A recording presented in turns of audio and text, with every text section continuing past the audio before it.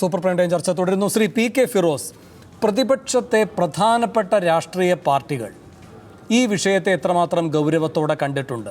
പിണറായി വിജയൻ സർക്കാരിൻ്റെ പോലീസ് നയത്തെ വിമർശിക്കാൻ VS തന്നെ വേണ്ടി വന്നത് അത് പ്രതിപക്ഷത്തിൻ്റെ ഒരു ദൗർബല്യത്തെ തന്നെയല്ലേ ചൂണ്ടിക്കാട്ടുന്നത്?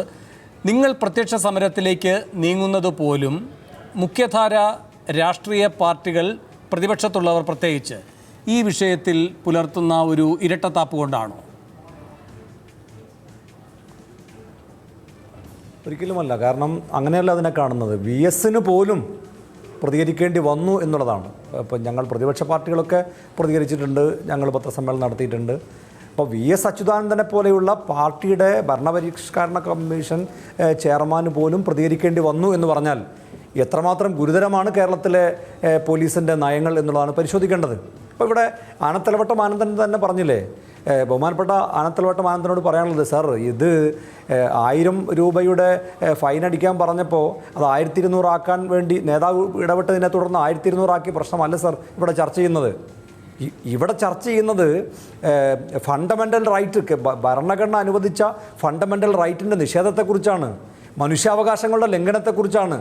ഇപ്പം ഗോവയിൽ ഒരു വൃദ്ധ ദമ്പതികൾ, ഭിന്നശേഷിയുള്ള വൃദ്ധ ദമ്പതികൾ ദേശീയഗാനം ആലപിച്ചപ്പോൾ അവിടെ എഴുന്നേറ്റുന്നില്ല എന്ന് പറഞ്ഞ് അവരെ ആക്രമിച്ച സംഘപരിവാരങ്ങളും ഇവിടെ ഈ കമൽ സി ചവറയെ ആക്രമിച്ച പോലീസിൻ്റെ നയവും തമ്മിലുള്ള വ്യത്യാസം എന്താണ്? ഞങ്ങളുടെ നയമല്ല എന്നിങ്ങനെ നാഴികക്ക് 40 വട്ടം ആവർത്തിച്ചതുകൊണ്ട് എന്ത് കാര്യം സാർ? കേരളത്തിലെ ജനങ്ങൾ അനുഭവിക്കുന്ന പ്രശ്നമാണ് ഇവിടെ ചർച്ച ചെയ്യുന്നത്. നിങ്ങളുടെ നേതാവിന് പോലും പ്രതികരിക്കേണ്ടി വന്നു എന്ന് പറഞ്ഞാൽ അദ്ദേഹത്തിൻ്റെ പ്രസ്താവനയിൽ വളരെ വിശദമായി അദ്ദേഹം പറഞ്ഞു, ഗൗരവമായ ഒരു പ്രശ്നമാണ് കേരളം അഭിമുഖീകരിച്ചുകൊണ്ടിരിക്കുന്നതെന്ന് അദ്ദേഹത്തിന് പോലും പറയേണ്ടി വന്നു. നിങ്ങളിപ്പോഴും ഇതെന്തോ നേതാവ് ഇടപെട്ടത് കൊണ്ട് ഇങ്ങനെ പറഞ്ഞ ഒറ്റപ്പെട്ട സംഭവമാണ് എന്ന് എത്ര ലാഘവത്തോടു കൂടിയാണ് നിങ്ങൾ കാണുന്നത്? ഇപ്പം പോലീസിൻ്റെ നയം ഇതല്ല, ഞങ്ങളുടെ നയം ഇതല്ല എന്ന് പറയുന്നതിന് പകരമായി ജനങ്ങളെ ബോധ്യപ്പെടുത്തണം സാർ. നിങ്ങളെ ബോധ്യപ്പെടുത്തൂ. ഈ പോലീസ് ഉദ്യോഗസ്ഥന്മാർക്കെതിരെ എന്തുകൊണ്ടാണ് നിങ്ങൾ നടപടി എടുക്കാത്തത്? ഇപ്പോൾ നിലമ്പൂരിൽ തന്നെ ആ കൊല്ലപ്പെട്ട 2 പേർ, ഇപ്പോൾ BJPയുടെ പത്മകുമാർ പറഞ്ഞ് നിങ്ങൾ കണ്ടില്ലേ? എന്തുകൊണ്ടാണ് സംഘപരിവാർ അജണ്ട എന്ന് ഞങ്ങൾ പറയുന്നത്? കാരണം BJPയുടെ പത്മകുമാർ പറഞ്ഞു, ഞങ്ങളവിടെ ഭോപ്പാലിൽ തെളിവില്ലാത്തതിൻ്റെ പേരിൽ വെടിവെച്ച് കൊന്നു, നിങ്ങളിവിടെയും കൊന്നു. അതാണ് സാർ ഞങ്ങൾ പറയുന്നത്. നിങ്ങളും അവരും ഒരേ പ്രവൃത്തിയാണ് ചെയ്യുന്നത്. നിങ്ങൾ തെളിവില്ലാതെ മനുഷ്യരെ വെടിവെച്ച് കൊല്ലുന്നു. സുപ്രീം കോടതി പറഞ്ഞു, നിരോധിക്കപ്പെട്ട ഒരു സംഘടനയിൽ അംഗമായി എന്നത് അവരെ കൊല്ലാനുള്ള അധികാരം ആർക്കും നൽകുന്നില്ല. ആ അധികാരമാണ് സാർ നിങ്ങളിവിടെ പ്രയോഗിച്ചത്. 2 പേരെ കൊലപ്പെടുത്തി. എന്നിട്ടോ ആ മൃതദേഹം കാണാൻ വന്ന സഹോദരൻ്റെ കോളർക്ക് പിടിക്കുന്ന ഒരു ചിത്രം, പോലീസ് ഉദ്യോഗസ്ഥൻ, ഒരു അസിസ്റ്റന്റ് കമ്മീഷണർ കോളർക്ക് പിടിക്കുന്ന ചിത്രം ഇവിടെ പത്രമാധ്യമങ്ങൾ മുഴുവൻ കണ്ടില്ലേ? ആ മനുഷ്യാവകാശ ലംഘനത്തെക്കുറിച്ച് എന്താ നിങ്ങൾ പറയാത്തത്? അച്യുതാനന്ദൻ പോലും അദ്ദേഹത്തിൻ്റെ പ്രസ്താവനയിൽ ആദ്യം പറഞ്ഞത് ഒരു ബ്രാഞ്ച് സെക്രട്ടറിക്ക് നേരെ അക്രമം ഉണ്ടായതാണ്. ഇപ്പോഴും നിങ്ങളുടെ പ്രധാനപ്പെട്ട കൺസേൺ പാസ്റ്റർ നിമുളർ പറഞ്ഞതുപോലെ അവസാനം അവർ എന്നെ തേടി വന്നു എന്ന് പറഞ്ഞതുപോലെ ബ്രാഞ്ച് സെക്രട്ടറിയും തേടി വന്നപ്പോഴാണ് VS അച്യുതാനന്ദൻ പോലും പ്രസ്താവനയുമായി വന്നത്. ശരി, ശ്രീ CR നീലകണ്ഠൻ, ഇപ്പോൾ മധ്യപ്രദേശിൽ ഫേസ്ബുക്കിലൂടെ അല്ലെങ്കിൽ നവമാധ്യമങ്ങളിലൂടെ പ്രധാനമന്ത്രിക്കെതിരെ പോസ്റ്റ് ഇട്ടതിന് തിരഞ്ഞു പിടിച്ച് പോലീസ് ചെന്ന് വ്യക്തികളെ പിടികൂടുന്നുണ്ടായിരുന്നു.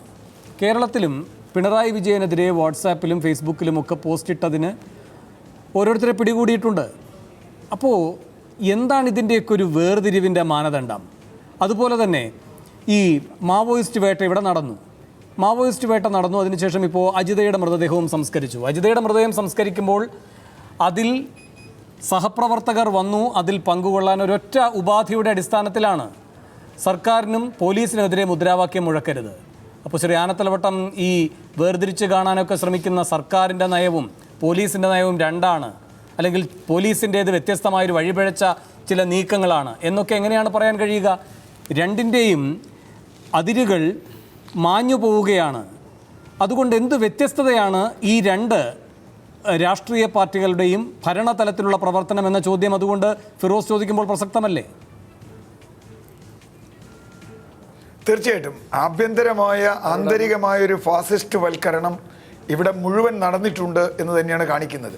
നേരത്തെ ഫിറോസ് പറഞ്ഞതിൻ്റെ കൂടെ ഞാനൊരു കാര്യം കൂടി ചേർക്കുന്നു. ഇപ്പോൾ UAPA പോലെയുള്ള ഒരു സംഗതി, UAPA പോലുള്ള ഒരു സംഗതി കേരളത്തിൽ ഇപ്പോൾ വ്യാപകമായി നടപ്പാക്കിക്കൊണ്ടിരിക്കുക. അത് ദേശീയഗാനത്തിലുള്ളവർക്ക് പോലും അത് പോലും നമ്മൾ പറയുമ്പോൾ ആർക്കെതിരെ അത് പ്രയോഗിക്കാം. ഇപ്പോൾ പത്മകുമാർ പറഞ്ഞു എല്ലാവർക്കും സ്വാതന്ത്ര്യമുണ്ട്. എല്ലാവർക്കും സ്വാതന്ത്ര്യമുണ്ടെന്ന് പറയുന്ന പത്മകുമാർ, അങ്ങനെയെങ്കിൽ എനിക്ക് ഒരുപക്ഷെ ഇരിക്കാനും, സുപ്രീം കോടതി തന്നെ വേറെ വിധികളൊക്കെ ഉണ്ട് ഇവിടെ. ദേശീയഗാനം പാടുമ്പോൾ കൂടെ പാടണോ, ഇരിക്കണോ, നിൽക്കണോ, ഒരുപാട് വിധികളുണ്ട്. അത്തരം കാര്യങ്ങളൊക്കെ ഒരൊറ്റ വിധിയിലല്ല കാര്യങ്ങൾ അവസാനിക്കുന്നു. ഇനിയും ചോദ്യങ്ങളുണ്ട്. ഇപ്പോൾ സുപ്രീം കോടതി വിധി കാണിച്ച് കുറേ ആളുകളെ അറസ്റ്റ് ചെയ്യുക. ഇപ്പോൾ എനിക്കറിയാം ചില തിയേറ്ററുകളിൽ ചില ആളുകളാണ് ഇത് ആരാ നിൽക്കുന്നതെന്ന് കാണിച്ചു കൊടുക്കാൻ, പരാതി കൊടുക്കാൻ പോയിട്ടുള്ളത്. അപ്പോൾ അദ്ദേഹം പറഞ്ഞു, പത്മകുമാർ പറഞ്ഞു ഫിലിം ഫെസ്റ്റിവലിന് വേണ്ടാന്ന്.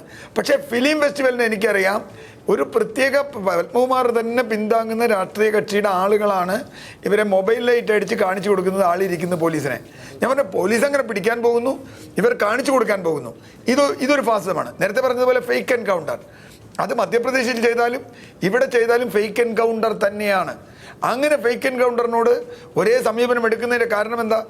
അവിടെയും ഇപ്പോൾ ഫേസ്ബുക്കിൻ്റെ കാര്യം പറഞ്ഞു, കമൽ സി ചവറയുടെ കാര്യവും പ്രധാനമന്ത്രിക്കെതിരെ ഇട്ടാലും അല്ലെങ്കിൽ മുഖ്യമന്ത്രിക്കെതിരെ ഇട്ടാലും ഇത് ഭരണകൂടത്തിൻ്റെ അസഹിഷ്ണുതയാണ്. ആ അസഹിഷ്ണുത ജനാധിപത്യത്തിന് വളരെ അപകടകരമാണ്. അതാണ് ഞാൻ UAPയുടെ കാര്യം പ്രത്യേകം പറഞ്ഞത്. ഇപ്പോൾ നേരത്തെ ഫിറോസ് ഇതിൻ്റെ കാര്യം പറഞ്ഞു, ഹൈക്കോടതിയിൽ പോണ്ടി വന്നു നിങ്ങൾക്ക് മൃതദേഹം ബന്ധുക്കൾക്ക് സംസ്കരിക്കാൻ. അതും ഇവിടുത്തെ ഒരു കുറ്റവാളിയുടെ അല്ല. ഒരു കോടതിയിലും അവർക്കെതിരെ കേരളത്തിൽ കേസില്ല. കേസുണ്ടെങ്കിൽ തന്നെ വെടിവെച്ച് കൊല്ലാൻ പാടില്ല. അപ്പം അക്കാര്യത്തിൽ ഇപ്പോൾ ഫിറോസ് പറഞ്ഞ് ഞാൻ സമ്മതിച്ചു. പക്ഷേ ഫിറോസിൻ്റെ കൂടെ നിൽക്കുന്ന കോൺഗ്രസിൻ്റെ നേതാവ് പറഞ്ഞ എന്താ അത് ശരിയാന്നാ? രമേശ് ചെന്നിത്തല, ഉണ്ണിത്താൻ്റെ നേതാവ് അല്ലെങ്കിൽ പ്രതിപക്ഷ നേതാവ് രമേശ് ചെന്നിത്തല പോലീസിൻ്റെ നടപടിയെ ന്യായീകരിക്കുക ചെയ്തതെന്നുള്ള കാര്യം കൂടി ചേർത്ത് വായിക്കുക. അപ്പോൾ ഇവർ തമ്മിലുള്ള അതിർവരമ്പുകൾ ഏതാണ്ട് മാഞ്ഞു പോകുന്നു. അവനവനെ ആക്രമിക്കുമ്പോൾ മാത്രം ഇത് വരുന്നു. മറ്റൊന്ന്, ഈ നേരത്തെ എല്ലാവരും ചോദിച്ച ഒരു പ്രധാന ചോദ്യം, എത്ര പോലീസുകാരെ ശിക്ഷിച്ചു ഈ തെറ്റിന്? ഈ തെറ്റുകൾ എത്ര ലോക്കപ്പ് മർദ്ദനങ്ങൾ, കൊലപാതകങ്ങൾ നടന്നു? എത്ര സ്ഥലങ്ങളിൽ പരാതികൾ വന്നു? എത്ര പോലീസുകാർ ശിക്ഷിക്കപ്പെട്ടു? എത്ര പോലീസുകാരെ സസ്പെൻഡെങ്കിലും ചെയ്തു? എത്ര പോലീസുകാർക്കെതിരെ കേസെടുത്തു? സത്യത്തിൽ എന്താ സംഭവിക്കുകയെന്നറിയോ? വല്ലാതെ മാധ്യമ ശ്രദ്ധയും ജനങ്ങളുടെ സമരവും വന്നാൽ അയാളും സസ്പെൻഡ് ചെയ്യും. ഒരു 3 മാസം കഴിഞ്ഞ് നമ്മളറിയാതെ തിരിച്ചെടുക്കും. പോലീസുകാർക്ക് നന്നായിട്ടറിയാം എന്ത് ഗുണ്ടാപ്പണി ചെയ്താലും തിരിച്ചു വരും. പണ്ട് ഇവിടെ പറഞ്ഞു 50% പോലീസ്, 30% പോലീസുകാർ ക്രിമിനലുകളുണ്ടെന്ന്. ഇപ്പോൾ അതിലൊക്കെ കൂടിയിട്ടുണ്ട്. ഈ സമൂഹത്തിലെ അസഹിഷ്ണുത, അത് വർഗീയമാവാം, രാഷ്ട്രീയമാവാം, അതിൻ്റെ അസഹിഷ്ണുത പോലീസിൽ വരുന്നു. അത് തടയേണ്ട പോലീസുകാർ ഈ അസഹിഷ്ണുതയ്ക്കിടെ ഭാഗമായി വരുന്നു.